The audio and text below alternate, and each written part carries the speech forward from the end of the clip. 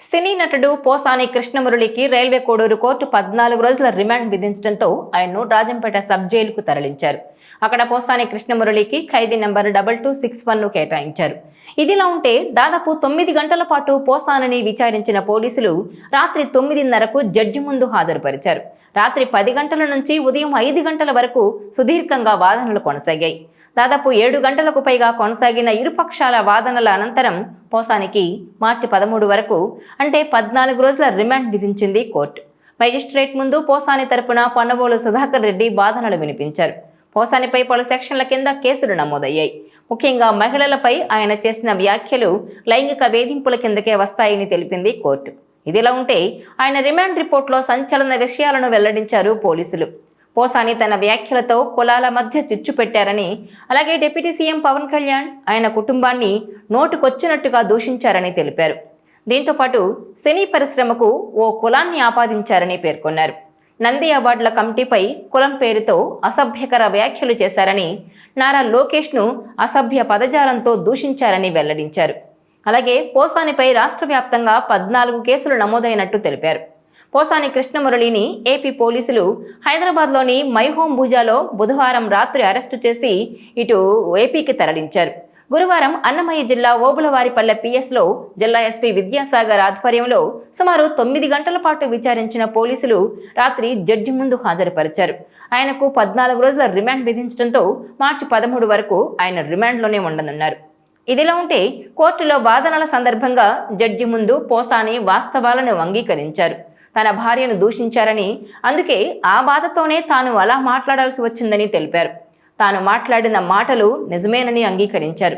చంద్రబాబు, పవన్ కళ్యాణ్, లోకేష్లను తీవ్ర పదజాలంతో దూషించే వీడియోలను చూపించిన సందర్భంగా ఆయన సమాధానమివ్వడం, చాలా ప్రశ్నలకు తెలియదని, తనకు గుర్తులేదని చెప్పినట్టుగా తెలుస్తోంది. పోలీసులు చూపించిన వీడియోలోని మాటలన్నీ తనవేనని, తాను తప్పు చేశానని, అలా మాట్లాడి ఉండకూడదని, అందుకు తాను ఇప్పుడు పశ్చాత్తాపపడుతున్నట్టుగా పేర్కొన్నట్టు తెలుస్తోంది. ఇంతకు మించి తాను చేసేది, చెప్పేది ఏమీ లేదని పోసాని సమాధానమిచ్చినట్టుగా సమాచారం. అయితే విచారణ మొదట్లో ఏ ప్రశ్న అడిగినా తెలీదు, గుర్తులేదన్న ఆయన తాను మాట్లాడిన వీడియోలన్నీ చూపించిన తర్వాత ఇది చట్టవిరుద్ధం కాదా అని ప్రశ్నించగా ప్రతిదానికి ఆయన బదులిచ్చారట. దీంతో దర్యాప్తు అధికారులు లోతుగా ప్రశ్నించగా తాను నేరం చేసినట్టు అంగీకరించినట్టుగా తెలుస్తోంది. చంద్రబాబు, పవన్, లోకేష్లను ఎందుకు తిట్టాల్సి వచ్చింది? వారి కుటుంబ సభ్యుల్ని అనుచితంగా మాట్లాడాలని ఎవరైనా ప్రోత్సహించారా? స్క్రిప్ట్ ఎవరైనా ఇచ్చారా అని ప్రశ్నించగా అందుకు మౌనమే సమాధానంగా ఉన్నట్టుగా సమాచారం. కొన్ని సందర్భాల్లో మాత్రం అవును రాజా, చెప్పుడు మాటలు విని అలా మాట్లాడానని చెప్పినట్టు తెలుస్తోంది. తన వ్యాఖ్యల వ్యవహారం ఇంతవరకు వస్తుందని తనకు తెలియదని, అందుకే తప్పు జరిగినట్లుగా పోలీసులకు చెప్పినట్టుగా సమాచారం. అయితే అసలు పోసాని మీద కేసేంటి, కంప్లైంట్ ఇచ్చింది ఎవరు అన్నది ఇప్పుడు హాట్ టాపిక్గా మారింది. పార్టీల మధ్య విద్వేషాలు, వైషమ్యాలు రెచ్చగొట్టేలా వ్యాఖ్యానించటం, కులాలు, సినీ అభిమానుల మధ్య గొడవలకు ఆస్కారం ఇచ్చేలా పోసాని కృష్ణమురళి వ్యవహరించారంటూ అన్నమయ్య జిల్లా ఓబులవారిపల్లె మండలం కొర్లకుంటకు చెందిన జనసేన నాయకుడు జోగినేని మణి పోలీసులకు ఫిర్యాదు చేశారు. ఈ కంప్లైంట్ను పరిశీలించిన పోలీసులు వర్గాల మధ్య విభేదాలు రెచ్చగొట్టడం, తప్పుడు సమాచారాన్ని వ్యాప్తి చేయడం, వ్యవస్థీకృత నేరానికి పాల్పడడం లాంటి అభియోగాలపై పలు సెక్షన్ల మీద పోసానికి కేసు పెట్టారు. పవన్పై అత్యంత అభ్యంతరకర భాషలో పోసాని చేసిన వ్యాఖ్యలు తమనెంతో బాధ పెట్టాయని, ఆయన కుటుంబ సభ్యులపైన ఆయన అనుచిత వ్యాఖ్యలు చేశారన్నారు. ఇక వైసీపీ సర్కార్ హయాంలోనూ పోసానిపై ఫిర్యాదు చేస్తే పోలీసులు అసలు కంప్లైంట్ను తీసుకోలేదని, కొన్నిసార్లు ఫిర్యాదులు తీసుకున్న చర్యలు లేవన్నారు.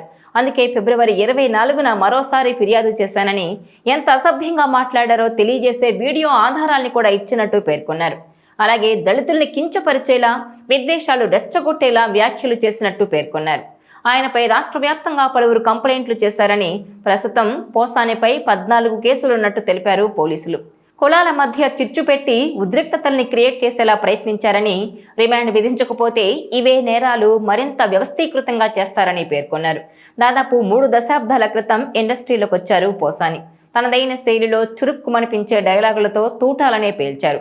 ఆయన కథ, మాటలు అన్నీ ఆలోచింపజేసేవే, సమాజాన్ని ప్రశ్నించేవే. స్త్రీ పక్షపాతిగా, అలాగే అభ్యుదయవాదిగా ఆయన మాటలు కనిపిస్తాయి. మంచి టాలెంట్ ఉన్న నటుడిగా ఇండస్ట్రీలో మంచి గుర్తింపు తెచ్చుకున్నారు. ఎక్కడా రాజీ పడని మనస్తత్వం ఆయనది. అంతేకాదు తాను నమ్మిన దానికి 100% కమిట్మెంట్తో ఉంటారు. ఇక పోసాని కృష్ణమురళి గతంలో వైసీపీకి మద్దతిస్తూ ప్రత్యర్థులపై పదునైన విమర్శలు చేశారు. ఇప్పుడు అవే కేసులుగా మారి ఇబ్బంది పెడుతున్నాయి. పవన్ కళ్యాణ్ కుటుంబం మీద చేసిన అనుచిత వ్యాఖ్యలే ఇప్పుడు అరెస్టు దాకా తెచ్చాయని అంటున్నారు పోసాని సతీమణి. సోషల్ మీడియాలో ప్రస్తుతం తిరుగుతున్న ఆ పాత వీడియో క్లిప్స్ చూస్తే పోసాని ఎంతలా నోరు జారారో అర్థమవుతోంది. జనసేన పేరుతో ఎవరో ట్రోల్స్ చేస్తే ఆయన పవన్ ఫ్యామిలీ మీద నేరుగా దాడి చేయడం, అనుచిత వ్యాఖ్యలు చేయడం వల్లనే ఈ పరిస్థితి వచ్చిందని అంటున్నారు. అలా కాకుండా ఆయన సైబర్ క్రైమ్ కింద ఫిర్యాదు చేస్తే అలా ట్రోల్ చేసే వారిలో కొందరినైనా అరెస్ట్ చేయించి ఉంటే కథ వేరేలా ఉండేదని అంటున్నారు. మొత్తానికి పోసాని కుటుంబంపై కూడా అనుచిత వ్యాఖ్యలు చేశారని, అదే సమయంలో ఆయన బాధితుడిగా ఉన్నారు. కానీ ఆయన అతి ఆవేశం, ఆగ్రహమే మంటలుగా మారి ఈ తంటాను తెచ్చిందని అంటున్నారు. మొత్తానికి పోసానికి 14 రోజుల రిమాండ్ విధించింది కోర్టు.